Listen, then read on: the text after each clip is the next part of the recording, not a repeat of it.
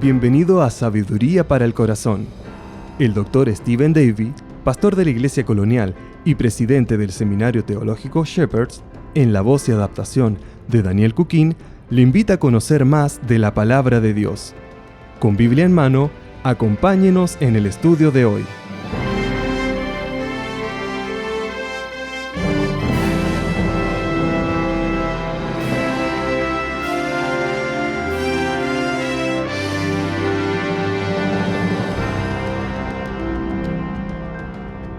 Una de las figuras más reconocibles de todos los tiempos es simplemente llamada la muerte. Esta es típicamente caricaturizada como un esqueleto en una túnica negra. Su rostro se encuentra casi completamente escondido en su capucha. Sus manos son solo huesos y en una de ellas sostiene una hoz. Este personaje es reconocido universalmente en alguna forma u otra. Un artículo del diario The Wall Street reportaba los esfuerzos extravagantes que se hacen en distintas partes del mundo para evitar al segador de la muerte. Por ejemplo, en el país de Madagascar, las personas ahorran dinero por años para desenterrar el cuerpo de un ser querido difunto, lo envuelven en una mortaja nueva y hacen una fiesta con el difunto en medio del pueblo.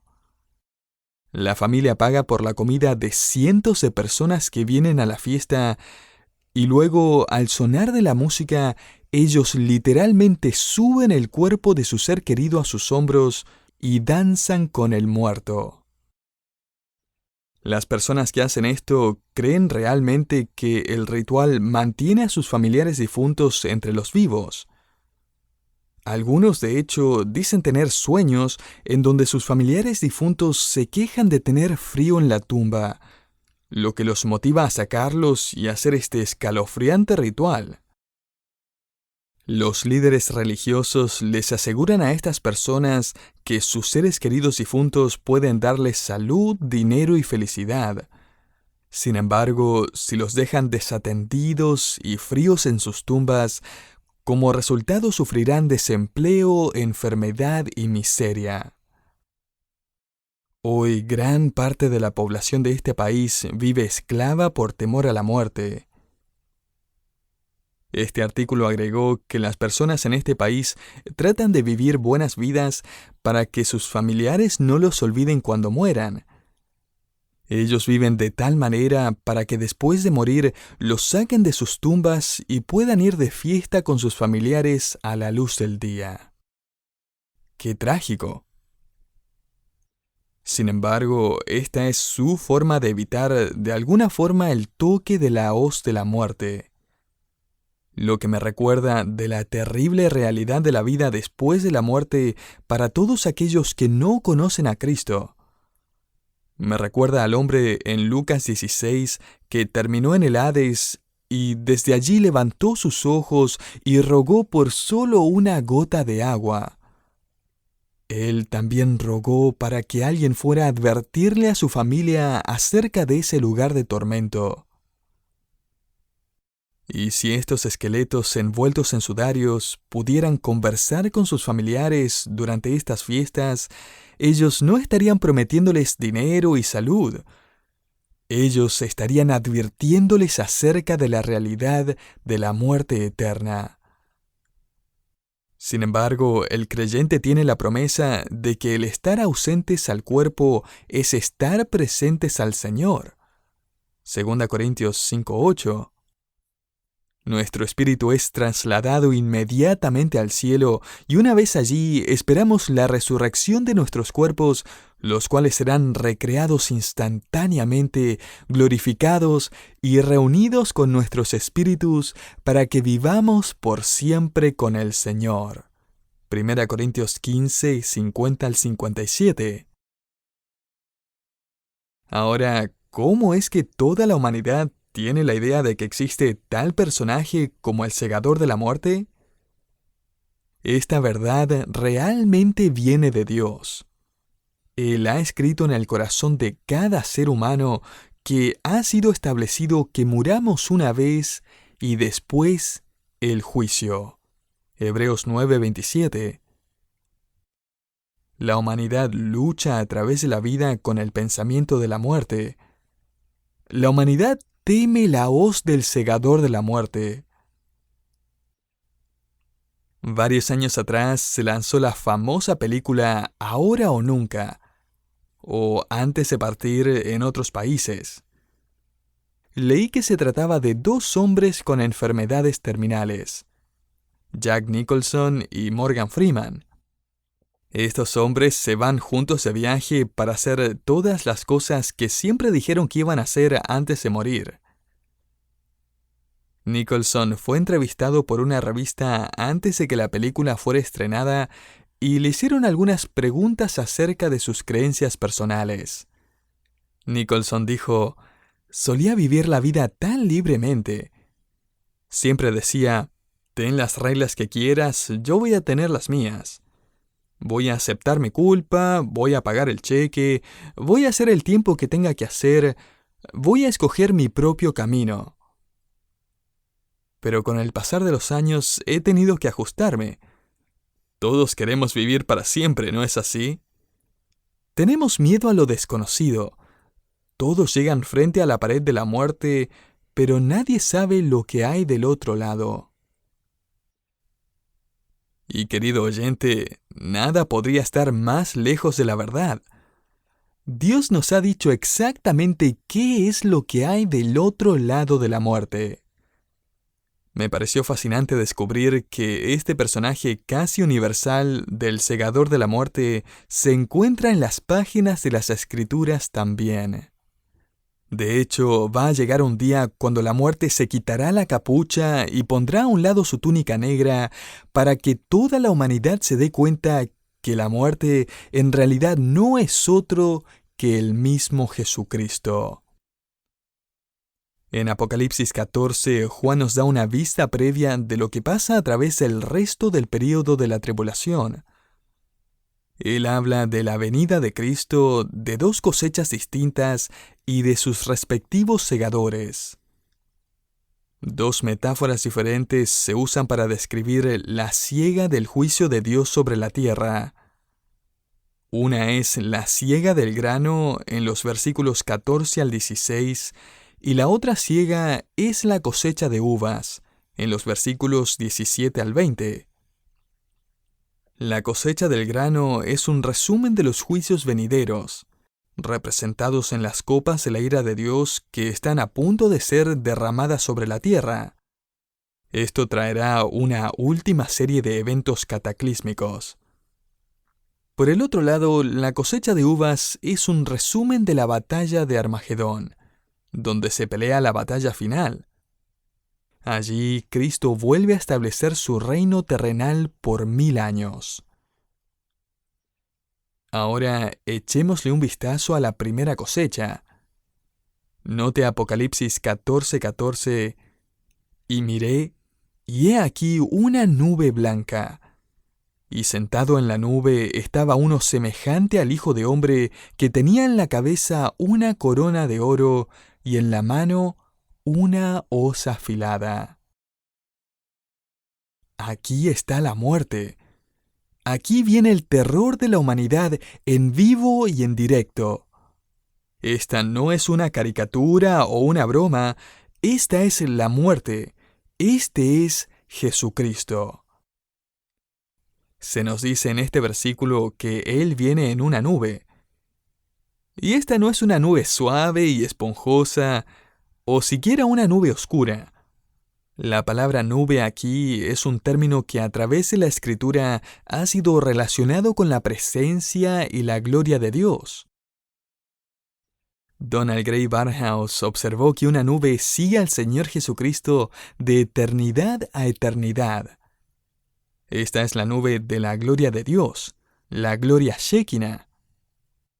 Esta es la nube de la presencia de Dios que guió a los hijos de Israel a través del desierto en Éxodo 13. Es la misma nube que apareció cuando Moisés recibió la ley en el monte Sinaí en Éxodo 19.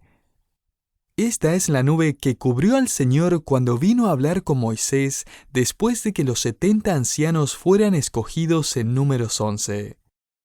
Esta es la nube que llenó de gloria el templo de Salomón. La Biblia dice, la nube llenó la casa de Jehová, tanto así que los sacerdotes no pudieron permanecer ministrando por causa de la nube, porque la gloria de Jehová había llenado la casa de Jehová. Primera Reyes 8 del 10 al 11. María fue cubierta por la sombra del Espíritu Santo y así pudo concebir por el poder de Dios.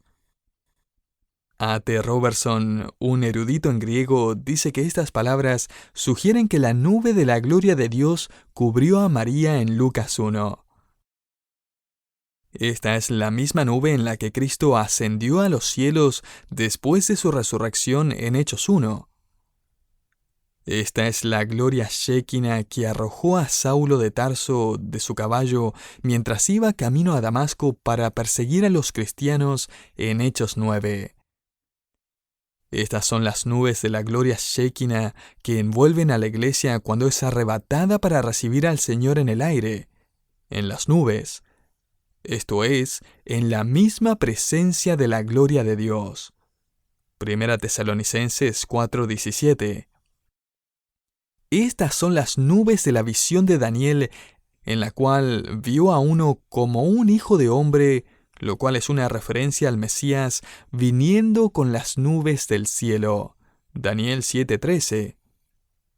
En otras palabras, Él va a volver un día a la tierra en una brillante demostración de su gloria divina. Jesucristo dijo de sí mismo en Lucas 21:27, verán al Hijo del Hombre viniendo en las nubes con poder y gran gloria. Y eso es exactamente lo que vemos en Apocalipsis 14:14. Este es el cumplimiento de la profecía de Cristo. Aquí viene. Quizás se esté preguntando por qué Juan escribe uno semejante a Hijo de Hombre en vez de decir el Hijo de Hombre en el versículo 14. Personalmente, creo que lo más probable es que Juan quiere que veamos la conexión con la profecía de Daniel, en donde Daniel usó este mismo término. Juan está diciéndonos que la llegada de Cristo es el cumplimiento de la visión de Daniel. Juan usó esta misma frase en Apocalipsis capítulo 1, y ahí no hay duda acerca de quién está refiriéndose. Además, note la siguiente frase en el versículo 14. Este Hijo de Hombre tenía en la cabeza una corona de oro. Esta corona es un Stéfanos, la cual es una corona que se le da a los conquistadores, a aquellos que son victoriosos. Más adelante, en el capítulo 19, Juan va a cambiar la palabra de Stéfanos a diadema, la cual es la corona de un rey. Así que Cristo viene anunciando su victoria sobre su enemigo y más tarde se sienta sobre el trono de David como el Rey de Reyes y Señor de Señores.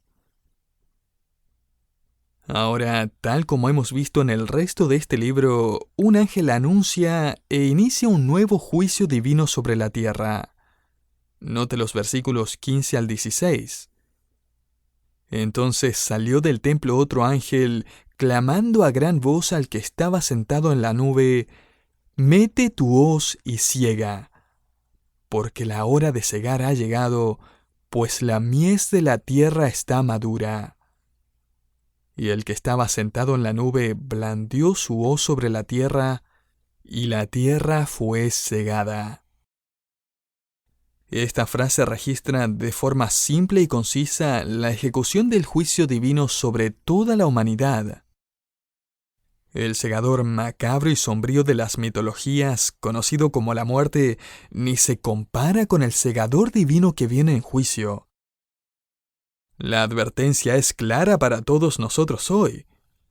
Crea en el Evangelio de la Gracia por la fe en este Hijo de Hombre, quien es 100% hombre y 100% Dios. Venga humildemente y ponga su fe en Jesucristo mientras Él puede ser su Redentor. Solamente de esa forma usted nunca temerá el tener que enfrentarlo como el segador de la muerte. Para todo aquel que ha creído en Cristo, no hay por qué tener miedo.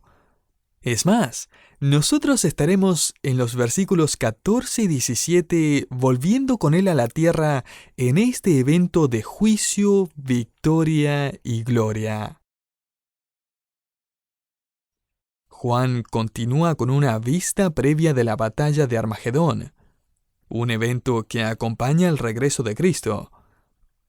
Esta es la batalla en contra del anticristo y sus fuerzas, lo que traerá el período de la tribulación a su fin. A la verdad, esto no es realmente una batalla.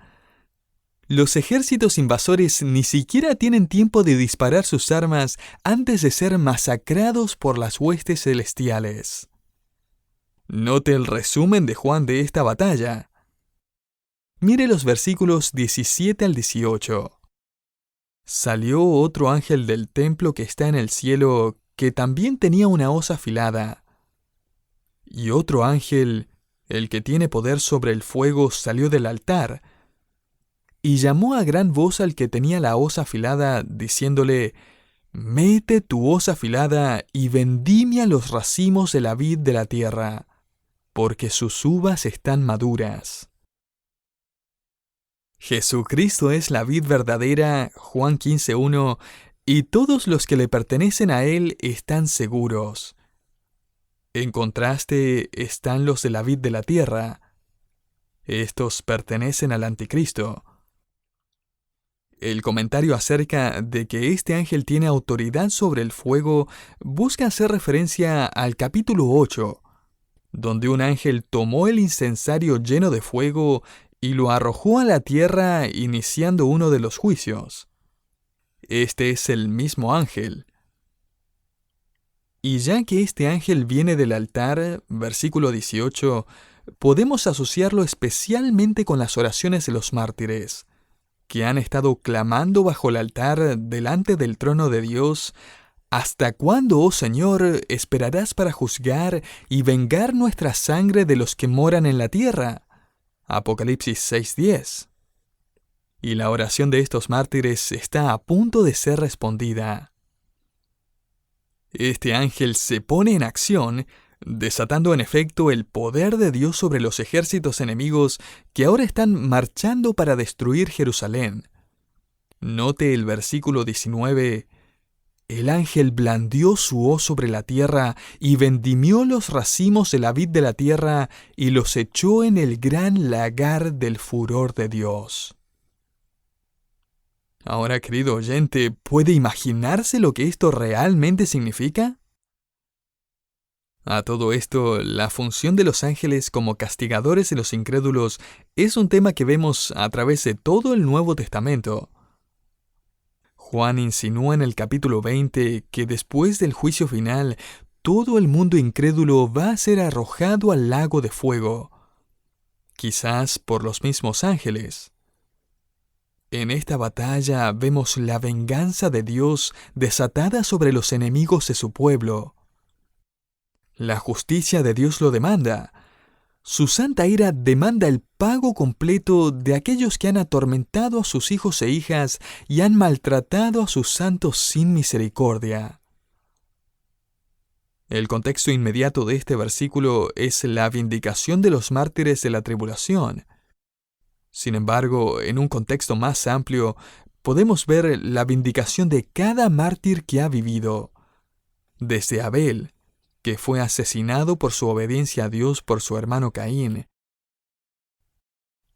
He leído acerca de una colección de Biblias del siglo XVI, del periodo de la Reforma, cuando muchos creyentes fueron torturados y martirizados por creer en sola gracia, sola escritura, solo fe, solo Cristo y gloria solo a Dios. Las 5 solas de la Reforma. Estas Biblias fueron literalmente manchadas con sangre. Se han hecho pruebas forenses en estas Biblias y han confirmado que las manchas oscuras en sus páginas son manchas de sangre humana. ¿La sangre de quién? La historia responde a esta pregunta. Cuando María Tudor, la hija del rey Enrique VIII, reinó sobre Inglaterra, ella recibió un apodo: María la Sanguinaria. Ella aterrorizó a los cristianos protestantes asesinando a tantos como pudo. Sus soldados derramaban la sangre de los cristianos que no renunciaban a su fe y luego tomaban la Biblia de ese creyente y la sumergían en el charco de sangre, así manchando sus páginas con la misma sangre del cristiano martirizado. Algunas de estas Biblias han sido preservadas y hoy son conocidas como las Biblias de los mártires. El reinado de María Tudor es un juego de niños comparado al reino del Anticristo. Dios finalmente responderá a las oraciones de los mártires. Esta batalla tomará lugar a unos 100 kilómetros al norte de Jerusalén, cerca del monte Meguido. Aún se nos dice en el versículo 20 cuánta sangre será derramada en esta batalla. Este versículo dice: «Y el lagar fue pisado fuera de la ciudad, y del lagar salió sangre que subió hasta los frenos de los caballos por una distancia como de 320 kilómetros». Esta terminología sugiere que un mar de sangre será el resultado directo de esta confrontación. La profundidad de la sangre y el área de tierra cubierta nos muestran la impresionante cantidad de sangre que será derramada. Millones de soldados que marcharán contra el remanente de Dios terminarán siendo parte de este río de sangre. El Anticristo y sus seguidores también son destruidos en esta batalla de Armagedón. Ezequiel describe en su profecía que después de esta batalla van a pasar 7 años hasta que puedan deshacerse de todas las armas que quedan en el lugar, y que también va a tomar 7 meses en enterrar a todos los muertos. Ezequiel 39 del 8 al 16. Es difícil imaginarse este tipo de devastación, ¿no es así? Sin embargo, Josefo, el historiador judío del primer siglo, describió la destrucción de Jerusalén en manos del general Tito en el año 70 después de Cristo con las siguientes palabras: «Los soldados romanos llenaron las calles con cadáveres e hicieron que toda la ciudad chorreara con sangre, a tal punto que aún los fuegos de muchas casas fueron extinguidos por el flujo de sangre». Juan usa la metáfora de un lagar en el cual las uvas son aplastadas con pies y el jugo de las uvas fluye hacia un contenedor. Millones de personas serán aplastadas y Dios en su ira divina va a drenar la sangre de sus enemigos para que fluyan hasta 1 metro de altura por 300 kilómetros. Piense en la ironía de esta escena. Estas personas han rechazado la sangre de Cristo que fluyó por ellos cuando pagó por los pecados del mundo y sufrió la ira del Padre por nosotros. Y ahora, porque han rechazado su sangre, su propia sangre fluirá mientras sufren físicamente la ira de Dios el Padre, y más adelante sufrirán eternamente cuando sean resucitados para juicio y condenados al infierno por siempre. Esta es la ira espantosa de Dios. Esta es una imagen de desesperanza para aquellos que han escogido seguir al Anticristo. Es una imagen del juicio venidero para todos aquellos que rehúsan adorar al Dios vivo y verdadero. Nosotros sabemos qué hay del otro lado de la muerte. También sabemos algo acerca de la ira de Dios. No hay forma de escaparse del segador de la muerte y todos sus efectos aparte de la fe en Cristo Jesús. Antes de que muriera varios años atrás, en un momento de sorprendente sinceridad, Margarita Lasky, quien fue una famosa novelista y humanista secular, no muy amiga de los cristianos en general o el Evangelio, dijo: «Lo que más envidio de ustedes cristianos es su perdón. Yo no tengo a nadie que me perdone. Querido oyente, para aquellos que colocan su fe, esperanza y confianza en Jesucristo, no hay nada que temer. Usted ha sido, está presentemente y usted estará por siempre perdonado. Porque Dios es fiel y es justo para perdonarnos y limpiarnos de toda maldad. 1 Juan 1:9. La sangre de Jesucristo limpia. Y el tiempo verbal en el que está escrito nos dice que Él continuamente nos limpia. Y eso es importante porque continuamente estamos pecando en hecho y en pensamiento. Así que su sangre está continuamente, activamente limpiando a aquellos que han admitido su pecado y vienen a la cruz por perdón. 1 Juan 1:7. Y este texto en Apocalipsis no solo entrega una invitación a la cruz, sino que también una advertencia para aquellos que rehúsan ser limpiados por la sangre de Cristo. Aquellos que, por el contrario, tratan de limpiarse a sí mismos de otra forma. Jesucristo o es su espléndido Redentor, o un día se convertirá en su escalofriante segador de la muerte. Porque la paga del pecado es muerte, mas la dádiva de Dios es vida eterna en Cristo Jesús, Señor nuestro. Romanos 6:23. Nosotros, los que hemos creído, tenemos un Salvador. Tenemos en Él a alguien que nos perdona, a alguien cuya sangre ha sido derramada en la cruz del Calvario para pagar completamente por todos nuestros pecados. Nosotros que creemos en Él, tenemos a un gran y glorioso Salvador.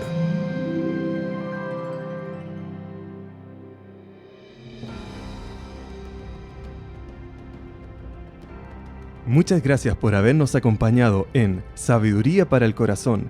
Si usted quisiera saber más acerca de este ministerio o quisiera escuchar este programa nuevamente, le invitamos a que visite nuestra página en internet www.sabiduriaespanol.org.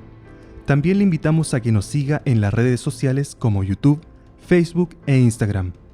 Finalmente, si quisiera contactarse con nosotros, escríbanos a sabiduría@wisdomonline.org.